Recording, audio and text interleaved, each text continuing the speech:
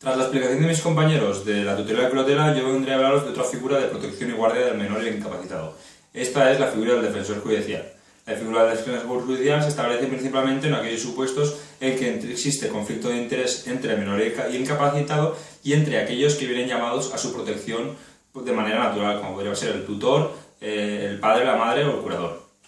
Y la figura del defensor judicial se establece en el 299 del Código Civil y esta reviste tres características principales. La temporalidad, es decir, no es una figura que se establece de manera perpetua, sino que reviste de este carácter temporal porque normalmente se somete a situaciones como la resolución de un conflicto de interés o la resolución de un proceso judicial. Después es una figura subsidiaria porque se utiliza en aquellos supuestos en que el tutor o el curador no puede realizar su función y se nombra un defensor judicial para que esa función venga a ser ejercitada por cualquiera de las causas que existe en el 299 del Código Civil. Y después es una figura no excluyente, es decir, existe a la vez que se está dando la tutoría, es el tutor o la curatela. El 299 del Código Civil establece los tres supuestos que son conflicto de interés, falta de ejercicio del cargo o un cajón desastre que establece para los demás supuestos que vemos en la ley. Bueno, en cuanto al conflicto de interés, que es el supuesto principal y más importante, distinguimos dentro de este tres conflictos de interés. Conflicto de interés no ha sido definido por el Código Civil en este caso y viene siendo definido por la jurisprudencia que tenemos del Supremo a lo largo del tiempo.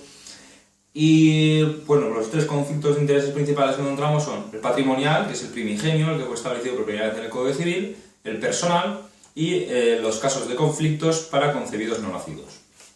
En cuanto al conflicto de interés patrimonial, distinguimos, según el Supremo, como concepto patrimonial cuando existe un detrimento del patrimonio del menor a favor de un beneficio del patrimonio del tutor o el curador. Existen muchos casos en la jurisprudencia, una vasta jurisprudencia, y como ejemplos podríamos poner aquellos supuestos en que el padre o la madre es heredero y el menor acreedor de la herencia, o en aquellos supuestos en que el padre, madre y menor son herederos y se va a proceder a la división de la herencia. Un supuesto que no se consideró en este caso conflicto de interés fue el supuesto patrimonial, fue el supuesto en que los tres eran propietarios de una finca y procedieron a vender la finca a un tercero, instando al Ministerio Fiscal a la institución de un defensor judicial, pero se procedió que la venta se buscaba por el interés común, por el interés de los tres, y fue una venta dentro de un precio que se venía establecido al mercado. En cuanto a los conocidos como conflictos personales, son aquellos que van más allá del conflicto meramente económico, meramente patrimonial, y conflictos personales entendemos aquellos aspectos psicológico-social, como podrían ser pues, estar en un conflicto familiar, como podría ser un divorcio, un ambiente hostil, una familia desestructurada, y normalmente viene a ser instado por el Ministerio Fiscal. Y en cuanto al concebido no nacido, hace referencia a que podría establecerse un defensor judicial para aquella persona que ha sido concebida y no ha nacido, y sería válida sobre esta Constitución si se cumplen los requisitos del 30 del Código Civil, es decir, que esta persona acabe viniendo, si este no nacido, acabe viniendo una persona. Bueno, en cuanto al conflicto de interés, remarcar, y es bastante importante, que no siempre que hay un conflicto de interés entre un tutor y un menor establecemos la figura de defensor judicial. Este conflicto debe revestir de suficiente entidad y, además de revestir de suficiente entidad, debe darse, por ejemplo, con los dos, por ejemplo, con el padre y con la madre, porque solo se da con el padre.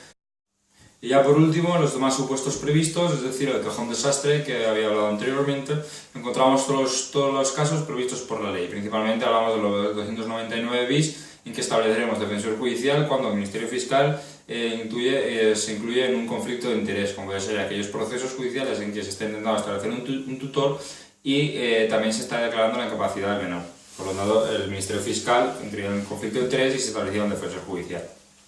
En cuanto al nombramiento del defensor judicial y su estructura procesal, es decir, que esto se trata de una jurisdicción voluntaria que se insta por parte, y cuando se insta por parte nos referimos que se insta por parte del tutor, curador, padre, madre o cualquier persona interesada que pueda ser parte de un proceso civil. En este proceso se deberá oír y se deberá documentar todo lo que sea necesario para que llegue a buen puerto, y se dictará mediante auto que será, podrá ser objeto de recurso de apelación. Como he dicho, se rige por las normas de la jurisdicción voluntaria, que son el 1811 y 1824 del Código Civil,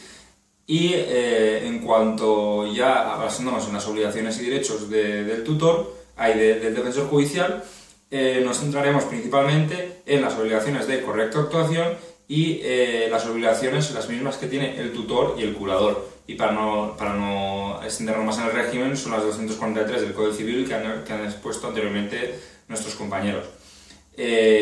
También es muy importante remarcar la rendición de cuentas respecto con el juez, que también tienen el tutor y el curador, y viene a ser lo mismo. El defensor judicial, al igual que los otros, deberán rendir cuentas respecto al juez. Y por último, en cuanto a los derechos, hablemos de derechos de indemnidad y derecho de no perjuicio patrimonial. Es decir, que el defensor judicial no deberá tener un perjuicio por haber ejercido este cargo, aunque normalmente es un cargo no retribuido, no debe tener un perjuicio patrimonial. Pues bueno, esto ha venido siendo la exposición de tutela, curatela y defensor judicial, y cualquier duda que tengáis al respecto nos la podéis preguntar ahora en clase y observar los esquemas que hemos hecho en la pizarra para que quede claro.